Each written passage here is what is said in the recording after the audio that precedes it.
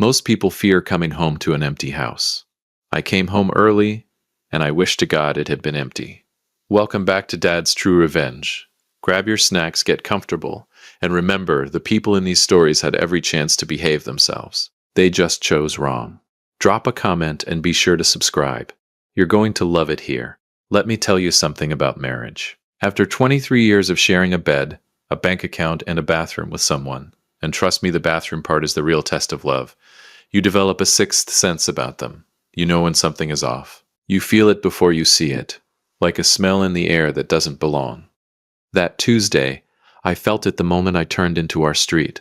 I wasn't supposed to be home. My conference in Denver had wrapped up a full day early. Something about the keynote speaker having a personal emergency. Personally, I think he just looked at the audience and lost the will to live. Either way, I was on the first flight back. No calls made, no texts sent. I figured I'd surprise Cassandra. Maybe pick up her favorite Thai food on the way. Maybe actually sit across from my wife at dinner for once without a laptop between us. I was feeling good. I should have known better. The first thing I noticed was Preston's car in the driveway. Now, Preston is my son. He is 26 years old, married to Lindsay for 2 years. They have their own apartment across town, a very nice apartment, I might add, that I helped furnish. So seeing his car at my house on a Tuesday afternoon wasn't just unusual. It was strange. Preston doesn't do pop-ins. Preston barely does scheduled visits. I sat in my car for a second and said out loud to nobody, "Warren, why is your son's car in your driveway on a Tuesday?" I had no answer for myself. So I grabbed my carry-on and walked to the front door. The second thing I noticed was the silence. Not the peaceful kind, not the everyone is relaxing kind. The thick, heavy, wrong kind of silence. The kind that has weight to it. I pushed the door open and stepped inside. Preston and Lindsay were sitting in the living room, together on the couch. And here is the part that still makes my skin crawl when I think about it. They weren't watching TV. They weren't on their phones. They were just sitting. Like two people in a waiting room who had already accepted whatever news was coming.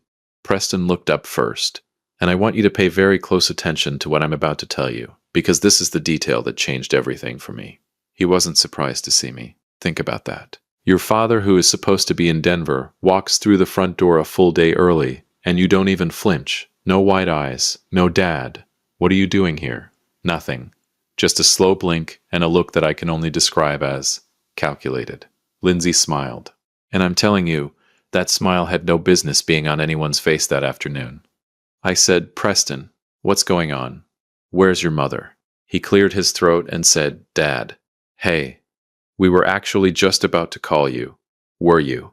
I said it flat, not a question. "Mom had an episode this morning," he said. "She's at Mercy General, but she's stable, so—" I didn't hear anything after Mercy General. I was back in my car in 11 seconds. I know because I counted. Something about shock does that to you, makes your brain latch onto the most useless details while the important ones try to kill you. I called Kurt on the way. Curtis Barnes has been my best friend since 1987. The man has seen me through a divorce scare, 2 recessions, and the absolute catastrophe that was my attempt at growing a beard in 2009. If there is anyone on this earth who will tell me the truth without wrapping it in bubble wrap first, it's Kurt. He picked up on the second ring. "Warren, what's up, brother?" "Cassandra's in the hospital," I said. "Mercy General. I just got home and Preston and Lindsay were sitting in my living room like two people who already knew the ending of a movie." Dead silence on his end. Then, "What do you mean, like they already knew?" "Kurt, my son didn't even react when I walked through the door. I was supposed to be in Denver." Another pause, then very quietly he said, "Warren, I need you to stay calm." "I am calm," I said. "No," he said. "You're driving. That's not the same thing." He wasn't wrong. Mercy General was 15 minutes from my house. I made it in 9. I will not be taking questions about that. Dr. Beverly Nash met me at the nurses' station. She was a composed woman, mid-50s, the kind of doctor who delivers hard news with steady eyes and a voice that doesn't wobble. I appreciated that. I needed steady right then. She said, "Mr. Trevor, I'm glad you're here. Your wife was brought in this morning by your son. She presented with severe disorientation, organ stress, and elevated toxicity markers in her blood work." I said, "Toxicity markers?" She said, "Yes, we're running a full panel, But I want to be straightforward with you. The pattern we're seeing isn't consistent with a sudden illness. It suggests something that has been building. Building. That word hit me like a closed fist. I gripped the edge of the nurse's station and said very carefully, "Dr. Nash, are you telling me that something is being done to my wife?" She held my gaze and said, "I'm telling you that we need more answers, and I think you do too." I went in to see Cassandra, and listen, I have seen my wife in every state imaginable. I've seen her laugh so hard she cried. I've seen her furious enough to make me genuinely reconsider my life choices. I've seen her exhausted, radiant, heartbroken, and everything in between. I was not prepared for what I saw in that room. She looked hollowed out, like someone had turned a dial inside her, and slowly, quietly, drained everything that made her Cassandra. The machines beeped, the IV dripped, and my wife, the woman who once chased a contractor out of our kitchen with a wooden spoon for doing shoddy tile work, lay there looking impossibly small. I sat beside her and took her hand, and I made her a promise. I don't make promises lightly. Ask anyone who knows me. I told her, "I'm here, and I'm not leaving until I know exactly what happened to you." I walked back out to the waiting area. Preston and Lindsay had arrived. Of course they had. Preston stood up and said, "Dad, we should talk. There's a lot you don't." I held up one hand, just one, and something in my face must have communicated exactly where we stood, because he stopped mid-sentence. I said, "Not yet." Then I walked to the corner of that waiting room, pulled out my phone, and started doing the one thing they never saw coming. I started locking every single account they had access to. Every single one. And when the notifications started hitting their phones, because I knew they would, I watched Lindsay's face first. That smile she'd been carrying all afternoon. It evaporated. Just like that. Now we were having a conversation. And that right there was the moment I realized, whatever was happening to my wife, I had just kicked the hornet's nest. The question was, how many hornets were inside? If you've made it this far, do us one quick favor. Subscribe. A lot of people watch without ever doing it, but it costs you nothing and means everything to us. Thank you, genuinely. Let me tell you something about denial. Denial is comfortable. Denial is warm. Denial will pour you a cup of coffee, sit across from you and tell you that everything is fine, that you're overreacting, that you're paranoid, that the people you love are incapable of the things your gut is screaming at you about. I had lived in denial for probably longer than I care to admit. But sitting in that hospital parking lot at 9:43 at night, with my wife hooked up to machines 30 feet above me, and my son's eyes burned into my memory, I evicted denial. Permanently. Changed the locks and everything. And I called Kurt. He picked up before it even finished the first ring. "Talk to me," he said. "She looks terrible, Kurt," I said, and my voice did something embarrassing on that last word that I will not be elaborating on. The doctor used the word toxicity, said it's been building, not a sudden thing, something gradual. I heard him exhale slowly. Then, "Warren, gradual means deliberate." "I know what it means," I said. And Preston and Lindsay were in the house. They're in the waiting room right now. Silence. Then Kurt said something I will never forget as long as I live. He said, "Brother, you need to think very carefully about who had access to Cassandra's food, her drinks, her medication. Every day. Over the last few months, you need to think about who was around." And that's when it hit me. 4 months ago, Cassandra had twisted her ankle coming down the stairs. Nothing serious. A bad sprain. But Preston had swooped in almost immediately and suggested that Lindsay, who worked part-time and had a flexible schedule, could come by the house every morning to help Cassandra with breakfast and her medications while I was at work. At the time, I thought it was generous. I actually told Kurt, maybe I misjudged that boy. I want to go back in time and slap myself. I went back inside. Preston was standing by the vending machine, arms crossed, wearing an expression I can only describe as a man trying very hard to look innocent and failing at a graduate level. Lindsay was seated, phone face down on her lap. Now, and I need you to understand the significance of this, Lindsay is never without her phone. That woman is physically attached to that device. I once watched her scroll through it during a Thanksgiving prayer. So a face-down phone meant she was either expecting a call she didn't want me to see, or she'd already received one. I sat down directly across from them. Preston said, "Dad, I know how this looks." I said, "Do you, Preston? Walk me through exactly how you think this looks, because I am genuinely curious. He shifted in his seat. Mom has been having health issues for a while. We were trying to help. Lindsay was coming by every morning, making sure she ate, took her vitamins. Her vitamins? I repeated. Yes. Which vitamins? He blinked. What? I said, which vitamins? She takes 3 different supplements. Which ones was Lindsay giving her? He looked at Lindsay. Lindsay looked at her lap. And that right there, that 3-second exchange, told me everything I needed to know. I stood up and said, I'm going to need both of you to go home. Preston. I said his name once, quietly, the way my own father used to say mine when I was about to do something I could not take back. Go. Home. Not even close. I sat in that waiting room with a cup of terrible hospital coffee, and I did what any reasonable man who suspects his son and daughter-in-law of poisoning his wife would do. I started digging. I pulled up every bank statement from the last 6 months. And listen, I am not a forensic accountant. I am a 54-year-old man who still finds online banking mildly suspicious. But even I could see that something was wrong. There were withdrawals, small ones at first, 200 here, 350 there, the kind of amounts that don't scream at you, they whisper. But when I added them up, we were looking at close to $11,000 over 5 months. From a joint account that Cassandra and I shared and that Preston had limited access to for emergencies. $11,000. I called Kurt at 2 in the morning. He answered like it was noon. 11,000, I said, without even saying hello. From which account? The joint household account. Small withdrawals. Consistent, like someone who knew exactly how to stay under the radar. Kurt was quiet for a moment. Then, Warren, that's not impulsive. That's planned. That's someone who sat down and thought about how to do this without getting caught. My son, I said. And I'll be honest with you, those 2 words nearly broke me right there in that waiting room at 2 in the morning. My son sat down and planned this. We don't know that for certain yet, Kurt said carefully. Kurt, I know, he said quietly. I know. The next morning, Dr. Beverly Nash found me exactly where she'd left me, in that waiting room, looking like a man who had been through a war and lost. She sat down beside me, which doctors don't typically do, and I noticed, and she said, Mr. Trevor.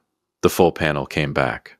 I said, tell me straight. She said, your wife has elevated levels of a compound consistent with long-term ingestion of a specific heavy metal. The levels suggest consistent exposure over a period of months. Her kidneys are under significant stress. We've started treatment, and I want to be clear.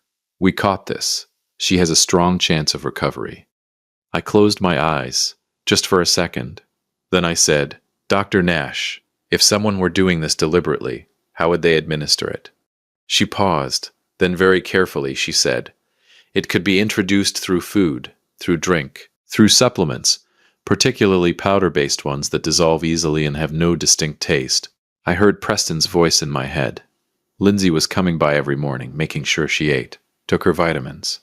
I stood up so fast my chair scraped the floor and Dr. Nash put a hand on my arm. Mr. Trevor, I need to make a phone call, I said. I called my attorney first. Then I called the bank and had every remaining account locked, restructured, and password protected with codes that only I and my attorney had access to. I removed Preston's emergency access. I removed the automatic transfers. I removed everything. Within 20 minutes, my phone started ringing. Preston, 4 times. Lindsay, twice. Then a text from Preston that said, Dad, what did you do? Why can't I access anything? Call me back right now. Right now. Caps and everything. I stared at that message for a long time. This was a young man who, as recently as Christmas, had hugged me at the door and told me I was the best father he could have asked for. I had believed him. I had beamed with pride over that. I may have even told Kurt about it. I typed back one sentence. You should have thought about that before you touched my wife. I put my phone in my pocket, and then I walked back upstairs to sit with Cassandra, because she was the only thing that mattered. She was going to wake up. Dr. Nash said so. And when she did, I was going to be the first face she saw. But there was something else now, something cold and focused sitting in my chest where the fear used to be, because I still didn't know why. $11,000 and a poisoned wife don't happen without a reason. People don't do something this calculated, this patient, without a destination in mind. I needed to find out where they were trying to go. I called Kurt one more time that evening. He answered immediately. How's she doing? Stable. Getting treatment. Nash says she'll pull through. Thank God, he breathed. Kurt, I said, I need you to do something for me. I need you to find out if Cassandra recently changed anything. A will. An insurance policy, anything with my name or Preston's name on it. Silence. Then, Warren, you think this is about money? I think, I said slowly, that my son needed $11,000 badly enough to take it without asking. And I think whatever he needed it for was just the down payment. Kurt exhaled. I'll make some calls, he said. I didn't know it yet. But by morning, Kurt was going to find something that would make $11,000 look like pocket change. And it was going to change everything. If you've been listening for a while and want stories like this to keep coming, it really helps if you hit that like button and subscribe. 97% of people never do. But it's what keeps this whole thing running. So thank you for real. Revenge is a dish best served cold. But I prefer mine served at exactly the right temperature. Warm enough to sting, precise enough to scar, and delivered with a smile that they'll spend the rest of their lives trying to forget. Let me tell you something about the truth. The truth doesn't always arrive dramatically. It doesn't always kick the door down, flip the table, and announce itself with thunder and lightning. Sometimes, and this is the part that really gets you, sometimes the truth slides in quietly, through a phone call, on an otherwise unremarkable Thursday morning, while you're drinking bad hospital coffee and watching the sun come up through a waiting room window. That's how mine arrived. Kurt called at 7:14 in the morning. I know the exact time because I was staring at the clock, willing the minutes to move faster so I could go back in and check on Cassandra. He didn't say hello. He just said, Warren, you need to brace yourself. I set down my coffee and said, tell me. 6 weeks before Cassandra ended up in that ICU, she had visited an estate attorney, alone, without telling me, which, knowing Cassandra, meant she was planning a surprise of some kind. Cassandra was a planner. Birthdays, anniversaries, Christmas. The woman could orchestrate a military operation around a dinner party. What she had done was update her life insurance policy. The original policy had Preston listed as the secondary beneficiary. Standard, something we'd set up years ago when he was young. Cassandra had gone in to update it, to remove Preston entirely and redirect everything to a charitable trust she had been quietly building for 2 years. A literacy foundation for underprivileged kids. Something she'd never told me about because she wanted to present it as a full, functioning thing before she did. That was Cassandra. Never half measures. The policy was worth $2.3 million. Preston had found out. I don't know how, and honestly that detail almost doesn't matter, but he had found out that his mother was about to cut him out of $2.3 million. And instead of picking up the phone and having a conversation like a grown man, he and Lindsay had sat down and decided that the most reasonable response was to make sure Cassandra didn't live long enough to finalize the paperwork. The attorney had a 30-day processing window. Cassandra had 30 days left on that window when she collapsed. 30 days. My wife had 30 days left to live in their plan. I sat with that information for a long time. I didn't move. I didn't speak. I just sat in that plastic waiting room chair and let the full weight of it settle onto my chest like a stone. Then I stood up, straightened my jacket, and walked to the window. And I made a decision. I was not going to be loud about this. I was not going to be sloppy. I was not going to confront Preston in a hospital hallway and give him the opportunity to lawyer up on my dime and turn this into a circus. I was going to be methodical. I called my attorney, a sharp, no-nonsense woman named Margaret Holloway, who had been practicing law for 30 years and had the energy of someone who genuinely enjoyed watching people face consequences. I told her everything: the withdrawals, the supplements, the insurance policy, the timing, all of it. She was quiet for exactly 4 seconds. Then she said, Warren, don't touch anything in that house. Don't confront either of them. Don't post anything, say anything, or hint at anything. Can you do that? I can do that, I said. Good, she said, because I'm going to make sure that when this lands, it lands completely. No cracks, no exits. I said, Margaret, I want them to feel every single inch of this. She said, honey, by the time I'm done, they'll feel the square footage. I almost smiled. Almost. The next 72 hours were the longest of my life. Cassandra was improving. Dr. Nash was cautiously optimistic. The treatment was working. Her kidney function was stabilizing. And on the second day she opened her eyes and looked at me and said, in the most exhausted, gravelly version of her voice, Warren, you look terrible. And I laughed. I actually laughed, out loud, in the ICU. The nurse looked at me like I had lost my mind. Maybe I had. But hearing Cassandra's sarcasm, that specific brand of loving, devastating sarcasm that I had taken for granted for 23 years, felt like someone had reached into my chest and restarted something. I leaned forward and said, "You are in the ICU and you're critiquing my appearance?" she said, very weakly but very distinctly. Someone has to. I held her hand and I did not let go for a very long time. I didn't tell her everything yet. She needed to heal first. The full truth could wait. But I told her she was safe. I told her I knew what had happened. And I told her that everything was being handled. She looked at me for a long moment with those sharp eyes of hers, the ones that had always seen straight through me. And she said, "It was Preston, wasn't it?" Not a question. A statement. I didn't answer. I just held her hand tighter. She closed her eyes and said quietly, "I always knew that boy had my worst qualities and none of my best ones. Even half-conscious in a hospital bed, Cassandra Trevor was the most formidable woman I had ever known." On day 4, Margaret called me with news that rearranged my entire face. Kurt, God bless that man, had quietly obtained surveillance footage from a pharmacy 2 towns over. Preston had purchased a specific supplement brand on 3 separate occasions over 4 months, always paying cash, always alone, except once, the 3rd visit, when the pharmacy's exterior camera caught Lindsay waiting in the car. The supplement contained trace amounts of a compound that, in large enough doses administered consistently over time, produced exactly the toxicity profile Dr. Nash had found in Cassandra's blood work. Margaret also had the bank records. She had a digital trail of the withdrawals. She had the estate attorney confirming the timeline of the insurance update, and Preston's subsequent inquiries, because Preston, in what I can only describe as a breathtaking act of audacity, had actually called the estate attorney's office, posing as Cassandra's personal assistant, to ask about the status of the policy changes.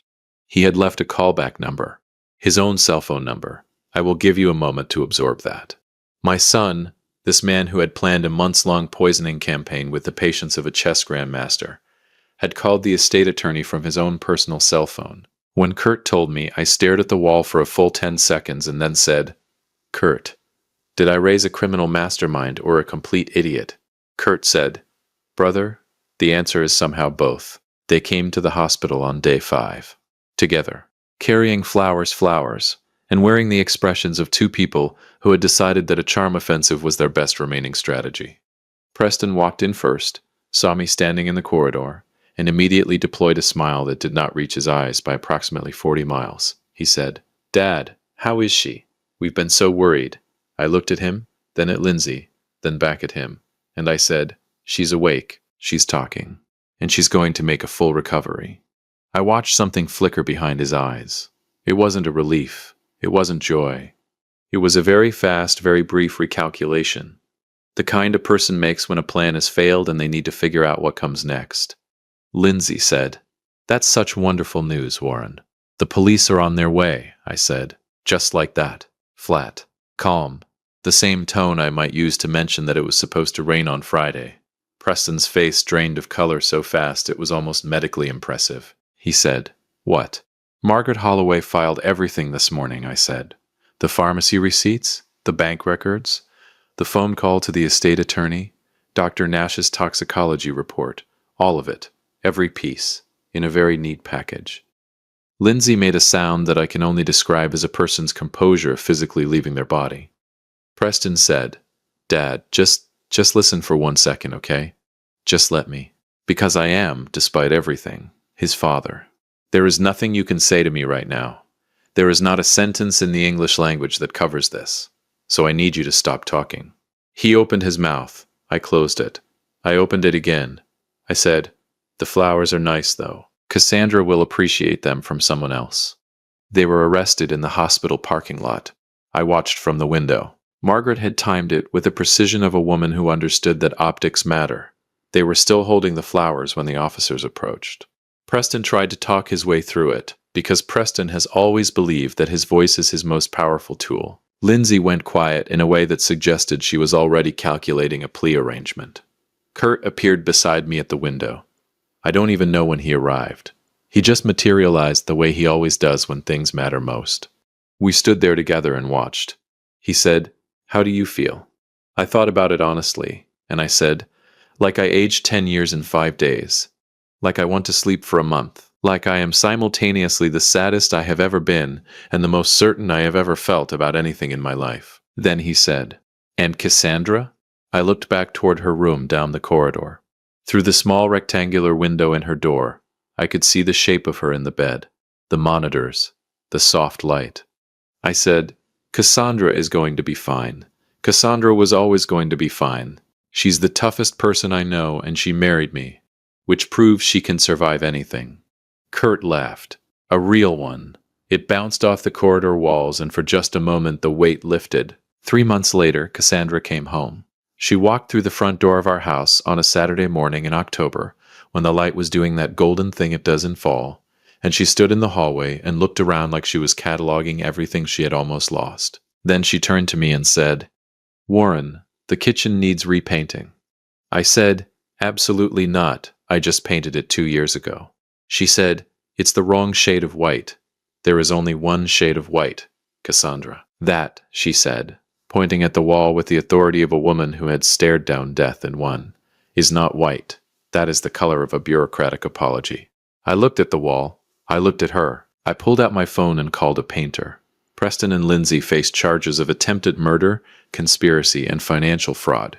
Margaret Holloway prosecuted with the energy of someone who had been waiting her entire career for a case this clean. The trial lasted 11 days. The verdict took the jury 4 hours. They were sentenced, significantly. I won't give you the number because, frankly, whatever number I say won't feel like enough. What I will tell you is that when the verdict was read, I was sitting in that courtroom next to Cassandra, who was holding my hand with a grip that could have bent steel. And when it was over, she leaned over to me and said very quietly, "I want Thai food." I said, "Right now?" She said, "I have been thinking about Thai food for 3 months, Warren. Do not test me." So we got Thai food. Kurt came, Margaret came, Dr. Beverly Nash, who Cassandra had apparently charmed completely during her recovery, came. We sat around a table, and we ate, and we laughed, and I watched my wife gesture wildly while telling a story, and I thought, there she is. There's Cassandra. I said at the beginning of this story that I came home early, and I wish to God the house had been empty. I take that back. I am glad I came home. I am glad I walked through that door. I am glad I saw what I saw, and felt what I felt, and moved the way I moved. Because if I had landed one day later, if that conference had run its full schedule, if I had stayed in Denver one more night, Cassandra wouldn't have made it, and I would have spent the rest of my life not knowing why. So no, I don't wish the house had been empty. I wish my son had been the man I thought I raised. But you can't control what people choose to become in the dark. You can only control what you do when the lights come on. I came home. I turned the lights on. And I made sure that every single person in that house faced exactly what they had done. That's the job. That's always been the job. If you liked this story, join our community by hitting that like button and subscribing for more real, raw, and family-centered stories. And as always, thank you for being a part of this sphere.